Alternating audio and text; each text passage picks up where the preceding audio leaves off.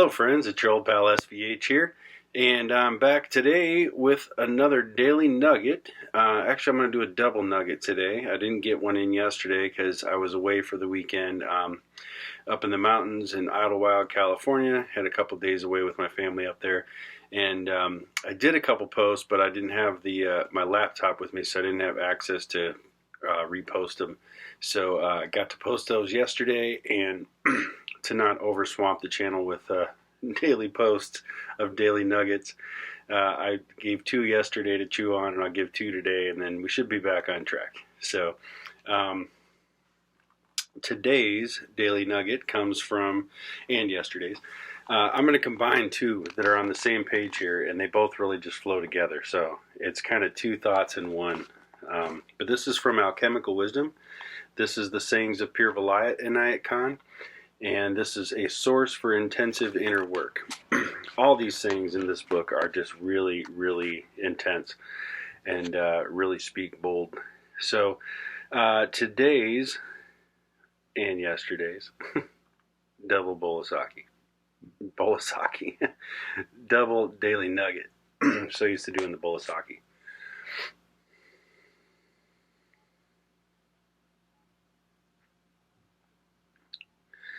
God is continually performing new acts of freedom, freeing people from the rigidity of law. That is grace. God is continually performing new acts of freedom, freeing people from the rigidity of law. That is grace. And the next one is, grace means the opposite of law. So, together, God is continually performing new acts of freedom, freeing people from the rigidity of law. That is grace. Grace means the opposite of law. So I don't know, this really kind of spoke to me today from a couple different angles, because God is continually performing new acts of freedom. Man, think about that. God is continually performing new acts of freedom. So the divine nature of God, or the creator, or the sustainer, or the source, however you like to say it, is continually performing new acts of freedom. So you're continuously getting this, I don't want to say evolution, but evolution of creation. So creation is ever evolving and ever changing and ever growing. And, new life comes in as old life moves out. And it's just this ever changing, constant motion. And God is continually performing new acts of freedom. What I take freedom to mean in this is new acts of teaching you how to free yourself from yourself, how to become God, how to become divine, how to live freely and openly and connected to all that there is, everything around us and everything about us.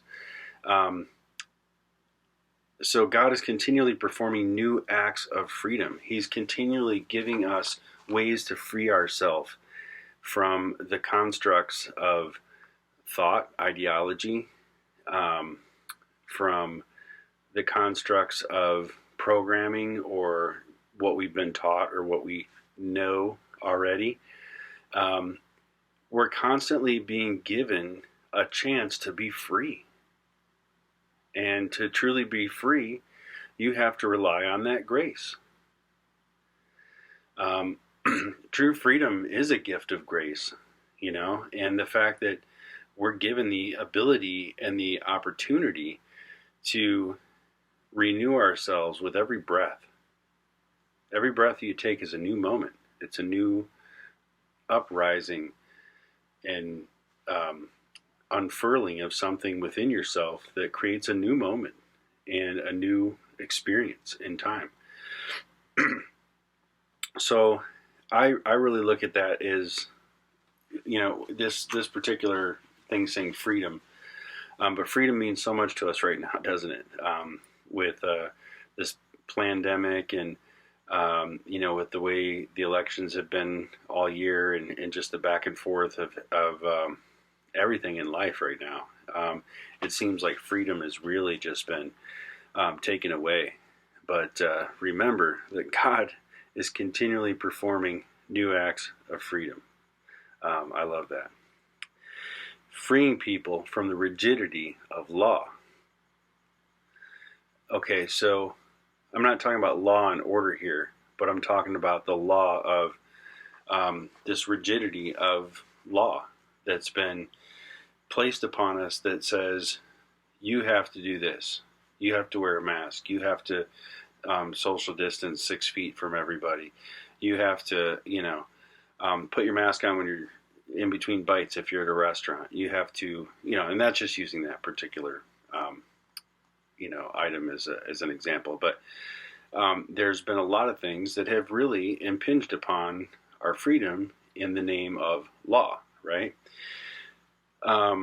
So God is continually performing new acts of freedom, freeing people from the rigidity of law. So as you have these experiences and these realizations for yourself, and as you experience things or start to question things, then you start to look at what you see as law and look at it a little differently, And, I used to always play everything by the letter and by the book. And when I was younger, you'd always try to get backstage at concerts, and you'd always try to figure out some way to get back there with, and sneak your way in, or something like that.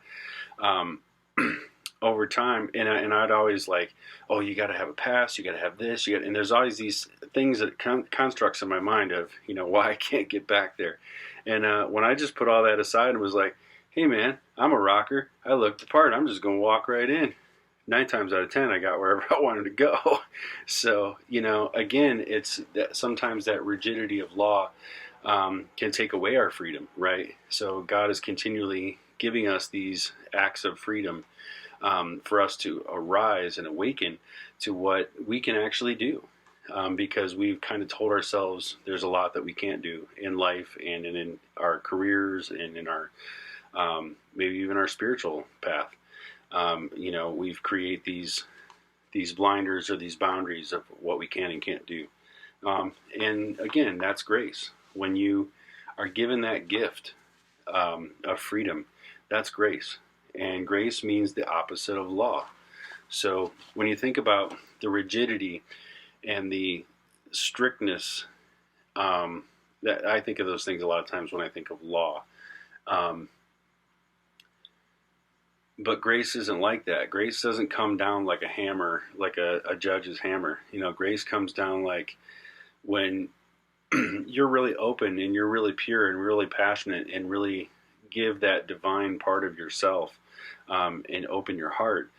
Grace comes, And if you're looking to free yourself from something, or you're looking to really break free from something that's become law to you, then I invite you to just welcome God's grace. Welcome the grace of the Creator. However you say it or you think it in your mind is fine, as long as you have some way of connecting with a higher source. Connect with it and let that grace flow through you. Just be open to it, and look for that freedom. And if you really tell yourself that you can be free in all ways and in all things, then you can be.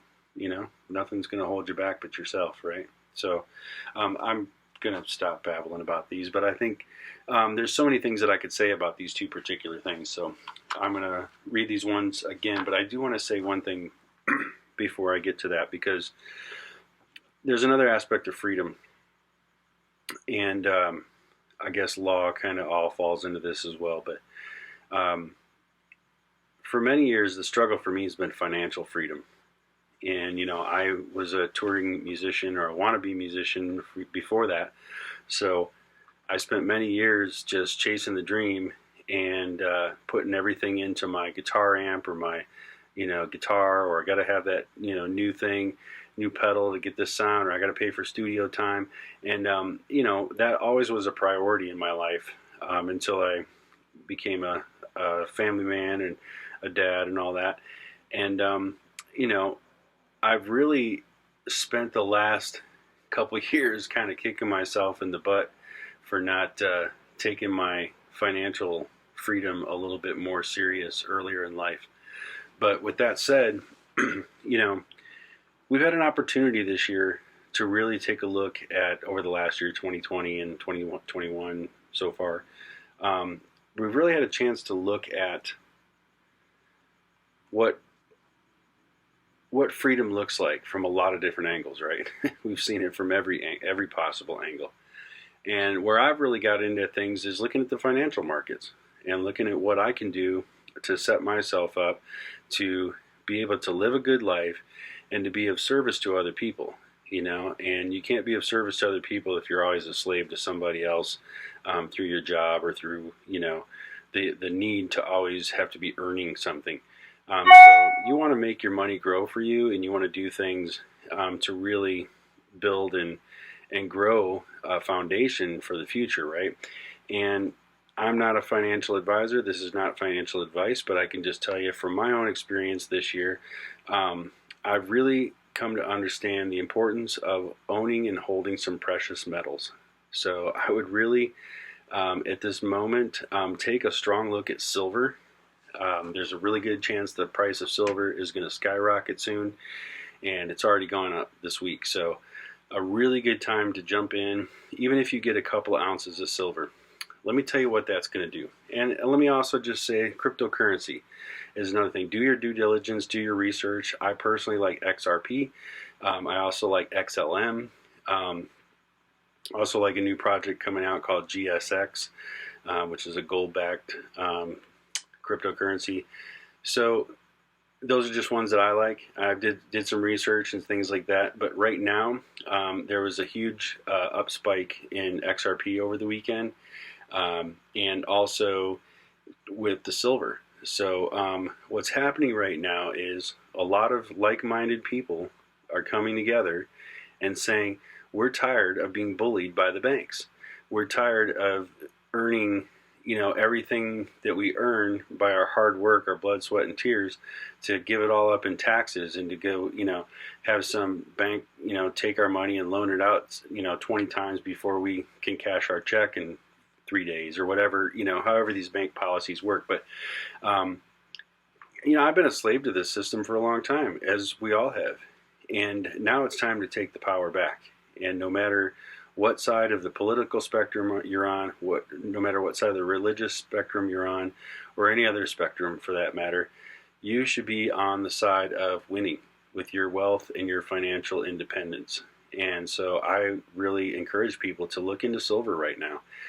If everybody bought 1 ounce of silver, we could break the banks.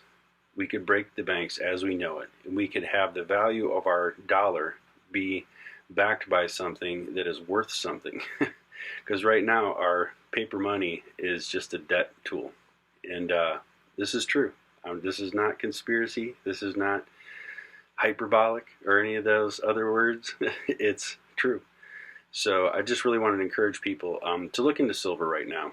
There's a lot of great marketplaces out there right now. The only one I can find that's available is Scottsdale Mint. A lot of the other exchanges don't have anything in stock, or they've raised their minimum order prices and so forth. But I've been buying from Scottsdale Mint for a while, as I do from other exchanges. But they have a lot of good stuff. Their prices are right, and I'm in California, so they're right a hop skip next door in Arizona. So check them out. And and then like I said, with the cryptocurrencies, really do your due diligence. Like I said, there's a couple of really good ones out there. Look for people that have some use cases that, they're tied into some things that are going to go somewhere or have some usability. Because right now people are looking to store their money in places that are going to grow and establish wealth for them. And I think those are a couple areas that we should all be looking into. So with that said, let me share one more time with you the daily nuggets here. God is continually performing new acts of freedom, freeing people from the rigidity of law. That is grace. Grace means the opposite of law. So may you be graced with blessings this evening, my friends, and I appreciate your time. Glad to be back in the saddle here at home, and hope you enjoyed today's Daily Nugget. be sure to hop on over to my YouTube page and hit the like and subscribe button. Hit the notification bell so you get these every day. And I sure do appreciate everybody checking these out. So